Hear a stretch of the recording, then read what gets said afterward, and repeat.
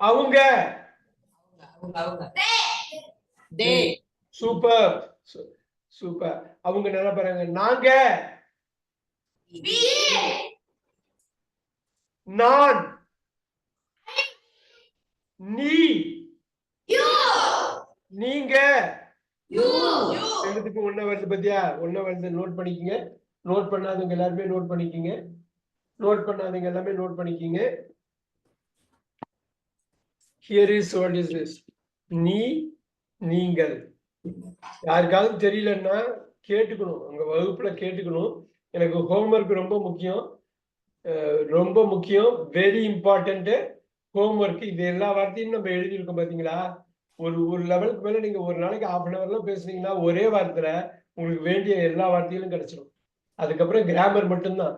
Grammar மட்டும் தப்பு இல்லாம பேசணும். தப்பு தப்பு. இப்ப ராங் போடலாம். இன்னொன்னு போடலாமா? இன்கரெக்ட்னு போட்டுக்கோங்க. ஆமா. இப்ப சரியா நீங்க எழுதணும். தப்பா இருந்தா இன்கரெக்ட், ராங். இப்ப தப்பா மட்டும் நம்ம பேசக்கூடாது. அதுக்கு என்ன தெரியணும்? கிராமர் தெரியணும். என்ன தெரியணும்? இலக்கணம் தெரிய வேண்டும்.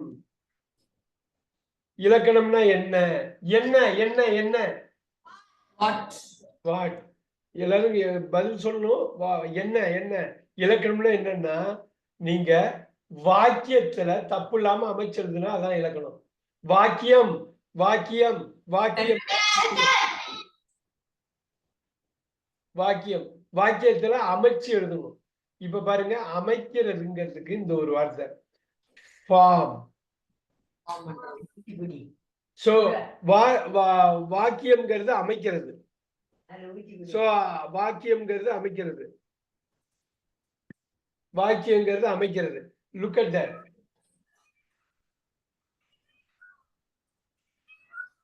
நீங்க தப்பு இல்லாம, தப்பு தப்பு தப்பு தப்பு இல்லாம இல்லாம இல்லாம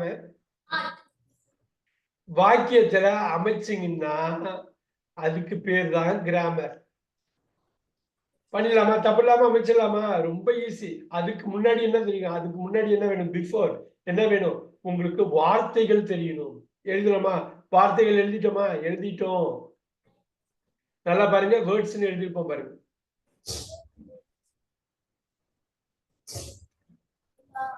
எழுதணுமா இல்லையா? நான் எழுதுறது ஞாபகம் இருக்கு. இதை பத்தியா எழுதிருக்கோம் பாரு. சோ வார்த்தைகள் தெரியணும். இன்னைக்கு எவ்வளவு வார்த்தை எழுதிட்டோம் பாத்தியா? சூப்பரா எழுதணுமா இல்லையா? இப்ப என்னன்னா, நமக்கு ஒரு 100ல இருந்து 150 வார்த்தை வரணும். திருப்பி திருப்பி திருப்பி again and again and again and again திருப்பி திருப்பி பயன்படுத்துவோம். பயன்படுத்துறது பயன்படுத்துறது பியூட்டிஃபுல். ஒரு 150 200 வார்த்தை தான் திருப்பி எகைன் அண்ட் எகைன் பயன்படுத்துவோம். அத தெளிவா புரிஞ்சுக்கிட்டாலே போதும். அது ரொம்ப கிளியர். கம்ப்ளீட்டா புரிஞ்சுக்கிட்டாலே பாருங்க, முழுவதுமாக நீங்கள் அதை முழுவதுமாக புரிந்து கொள்ள வேண்டும். கம்ப்ளீட்டா பண்ணணும். அப்படி பண்ணா ஆட்டோமேட்டிக்கா ஆட்டோமேட்டிக்கா ஆட்டோமேட்டிக்கா ஆட்டோமேட்டிக்கா தானாவே ஆட்டோமேட்டிக். இதெல்லாம் தமிழ்ல எனக்கு எழுதிட்டு வரணும். தமிழ்ல நீங்க எழுதுனாதான் புரிஞ்சுக்கிட்டீங்கன்னு அர்த்தம். சோ நீங்க தமிழ்ல எழுதணும், இங்கிலீஷ்ல இங்க வந்து இது பண்ணணும். தமிழ் இங்கிலீஷும் இரண்டர கலந்து விட வேண்டும். மிக்ஸ் ஆகணும் தமிழ் இங்கிலீஷும். நீங்க தமிழ் பேசுற மாதிரியே இங்கிலீஷ் பேசணும், இங்கிலீஷ் பேசுற மாதிரியே தமிழ் பேசணும். மாதிரி மாதிரி மாதிரி சேம் சேம் சேம். இங்கிலீஷ் மாதிரியே தமிழ், தமிழ் மாதிரியே இங்கிலீஷ் அப்படியே கொண்டு வரணும். பிரிங் அப்படியே கொண்டு வரணும். சோ உங்களுக்கு தமிழுக்கும் இங்கிலீஷுக்கும் வித்தியாசமே தெரியக்கூடாது. வித்தியாசம் டிஃபரன்ஸ் இப்ப பாருங்க, வித்தியாசம், வித்தியாசமான, அது அப்படியே நோட் பண்ணிக்கிங்க. டிஃபரண்ட், வித்தியாசமான. இது பின்னாடி ஒவ்வொரு கிளாஸ்லயும் நம்ம விளக்கம் கொடுத்துக்கலாம். இப்ப பாருங்க, வித்தியாசமாக எழுதிக்கிங்க.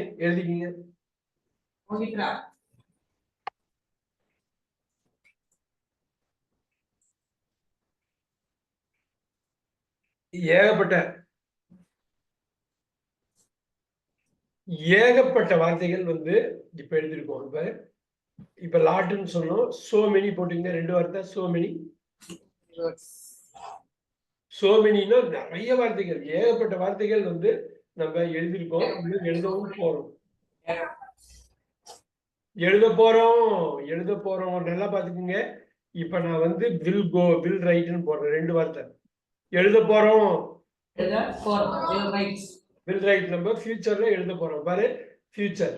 இந்த வார்த்தைக்கு பக்கத்துல ஃபியூச்சர்னு போடுங்க, எதிர்காலம்னு போடுங்க. ஃபியூச்சர். இந்த வார்த்தைகள்லாம் தெரியணும். நீங்க தமிழ் என்ன பண்றீங்களோ அதை தான் பண்ணணும். இங்கிலீஷ்ல வந்துடும், அவ்வளவுதான் வந்துடும்.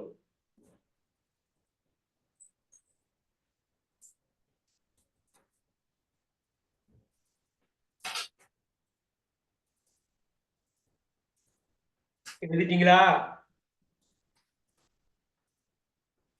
ஒரு கணக்கு வச்சிருக்கேன் பாருங்க. எழுதிட்டீங்களா, முடிச்சிட்டீங்களான்னு கேக்குறேன். இப்ப ரோட்டுன்னு போடுறோம்.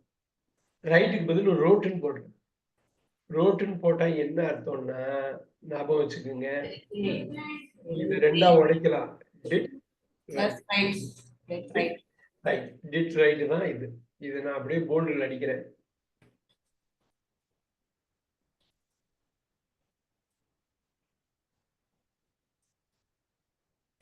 நீ எழுதுனியான்னு கேக்குற.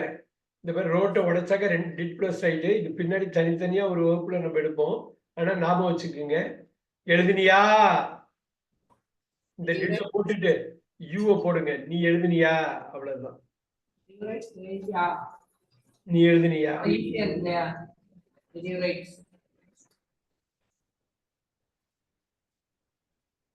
ஈஸியா இருக்கா இல்லையா? ஈஸியா இருக்கா இல்லையா? இருக்கா இல்லையா? ஈஸ் இருக்கு. இருக்கா? வாவ். போடுங்க, ஐஎஸ் போட்டு கேள்விக்குறி போடுங்க. வெறும் ஐஎஸ் போட்டா இருக்கிறது. ஆனா ஐஎஸ்க்கு அப்புறம் ஒரு கேள்விக்குறி போட்டா இருக்கா, இருக்குதா, இருக்குதா, இருக்குதா. Is it easy? இப்ப பாருங்க, ஈஸ் இட் எப்பயுமே சப்ஜெக்ட் வேணும் அதுக்கு. அது ஈஸியா இருக்கா, அது சுலபமா இருக்கா, இது அப்படியே தமிழ் படுத்தணும். எனக்கு தமிழ் பக்காவா தமிழ் படுத்தி எனக்கு எடுத்துட்டு வரணும் அடுத்த வகுப்புல. அடுத்த வகுப்பு சரவணன், அடுத்த. Super super.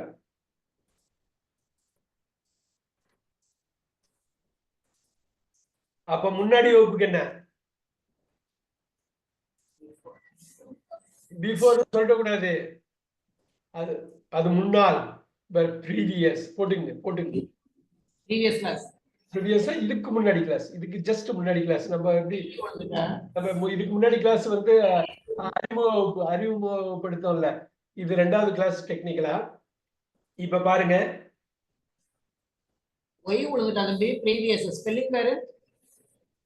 கரெக்ட் தான். BRE previous.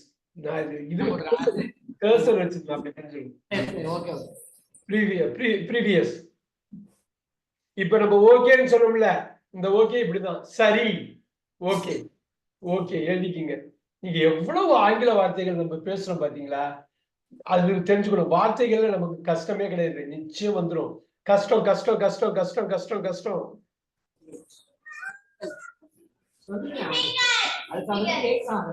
கஷ்டங்கிறப்ப டிஃபிகல்ட்டின்னு வந்துடும். இப்ப என்னன்னா, கஷ்டமானங்கிறப்ப டிஃபிகல்ட். அந்த டிஒய் போட்டா என்ன ஆகும்னு நான் பின்னாடி சொல்றேன். இது டிஒய் போட்டா அது நவுன், பெயர் சொல். இது வந்து பெயர் உரிச்சொல். இதெல்லாம் நம்ம தெளிவா பேசுவோம். டிஃபிகல்ட்டி, கஷ்டம்னா டிஃபிகல்ட்டி, கஷ்டமான அப்படின்னா டிஃபிகல்ட்டி. அப்படியே எழுதிக்கிங்க. எனக்கு தமிழ்ல தான் வேணும். தமிழ்ல அப்படியே கனெக்ட் பண்ணி எனக்கு எழுதணும். பாத்தீங்களா, கனெக்ட்னு சொல்ல பாத்தீங்களா? தொடர்பு படுத்த வேண்டும். தமிழையும் ஆங்கிலத்தையும் தொடர்பு படுத்த வேண்டும். எழுதுங்க. தொடர்பு படுத்துங்க. அழகா தமிழ் டிக்ஷனரி வச்சு நீங்க எப்படி பண்ணுவீங்களோ எனக்கு தெரியாது. நெட்லையும் பண்ணலாம். அழகா தமிழ்ல எழுதி எடுத்துட்டு வரணும். You have to bring have to. நல்லா பாருங்க, have to. யூ ஹேவ் டுனா என்னன்னா must.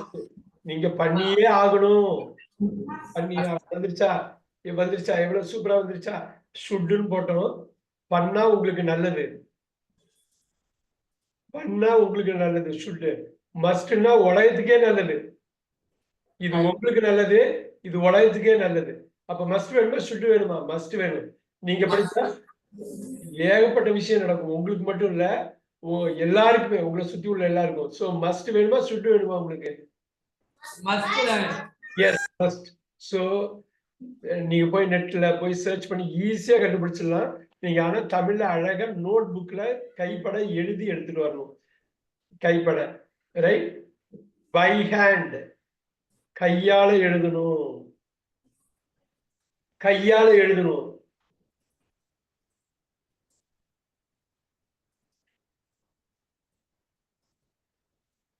நான் புரியும் நினைக்கிறேன். நான் சொல்றதெல்லாம் புரியும். அண்டர்ஸ்டாண்ட் நினைக்கிறேன்.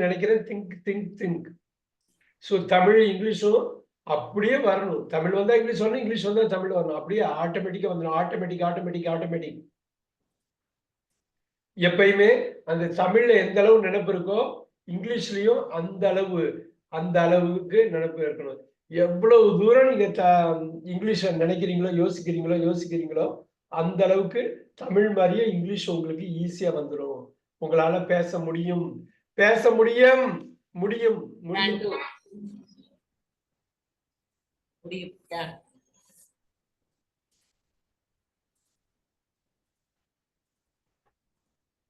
இப்ப நீங்க எழுதுன வார்த்தையெல்லாம் படிச்சிடலாமா?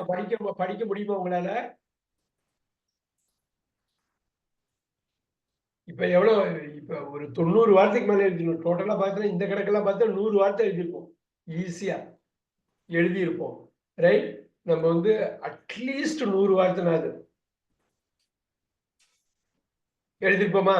100 அப்படியே ஸ்பெல்லிங் எல்லாம் பாத்துங்க. அப்படியே எழுதிக்கணும். 100 வார்த்தை கட்டாயமா எழுதியிருப்போம். கட்டாயம்.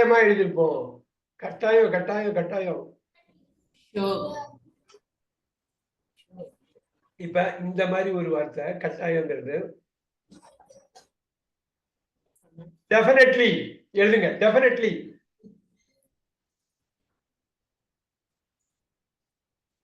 நிச்சயமா கட்டாயமா நான் வந்து உங்க தமிழ் வார்த்தைகள் நான் அப்படியே கம்பேர் பண்ணி பார்க்கணும். கம்பேர் பண்ணி அப்படியே ஒப்பிட்டு பார்ப்பேன். நான் உங்க ஹோம்ஒர்க் எனக்கு அனுப்புறப்ப அதை ஒப்பிட்டு பார்ப்பேன். நீங்க சரியா எழுதிருக்கீங்களா பாருங்க. இந்த இடத்துல சரியா எழுதிருக்கீங்களா? இன்கரெக்ட் சொல்லுவோம். ரைட்டா எழுதிருக்கீங்களா? தப்பா எழுதாம ரைட்டா எழுதிருக்கீங்களான்னு நான் பார்ப்பேன்.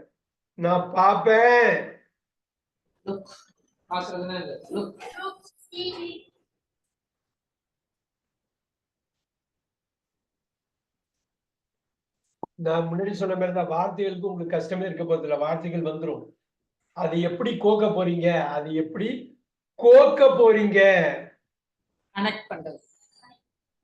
இந்த கம்போஸ் பண்றது வந்து எப்படி கோக்க போறீங்க அப்படிங்கிறது பார்க்கணும். கம்போஸ் பண்ணுவாரு. அது தெரிஞ்சுக்கிட்டாலே போதும். நோ அது KNOW. அது தெரிஞ்சுக்கிட்டாலே போதும். நீங்க ஈஸியா கத்துக்கலாம்.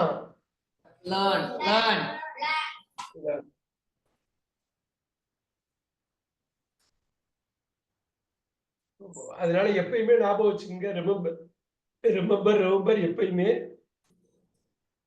எப்பயுமே ஞாபகம் வச்சுங்க. எப்படி தப்பு இல்லாம வாக்கியம் அமைக்கிறதுன்னு தெரிஞ்சுக்கிட்டாலே போதும்.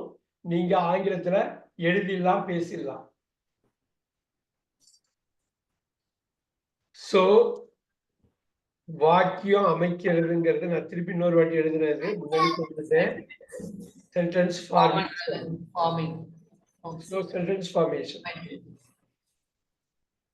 ஃபார்மேஷன்னா அமைத்தல். ஃபார்ம்னா அமைக்கிறது. நல்லா வித்தியாசம் பாருங்க. அமைக்கிறது இது வந்து வினைச்சொல்னா verb. இங்க போட்டுடலாமா? verb. வினைச்சொல் எனக்கு தமிழ்ல எழுதிட்டு வரணும். ஃபார்மேஷன்ங்கிறது நவுனு.